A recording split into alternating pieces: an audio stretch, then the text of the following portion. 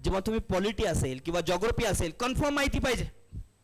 मला 2 मध्ये कन्फ्युजन झालं बरं का कन्फ्युजन होतंय?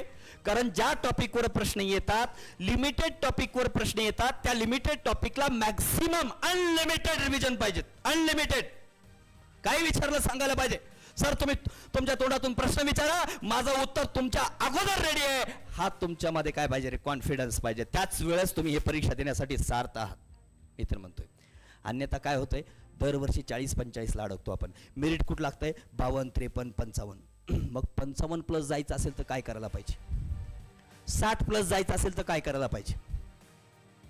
का नाही वाटत तुम्हाला की मी सब रजिस्ट्रार व्हावं? का नाही वाटत तुम्हाला STI व्हावं? का नाही वाटत ASO व्हावं? काय वाटतं फक्त मला क्लर्क व्हावं? चला लागतंय मेरिट कमी व्हावं क्लर्क. यावेळेस जागा निघाल्या पुढच्या वर्षी निघतील याची काय गॅरंटी? मार्क नको आहेत का? प्रीला चांगले मार्क घ्या.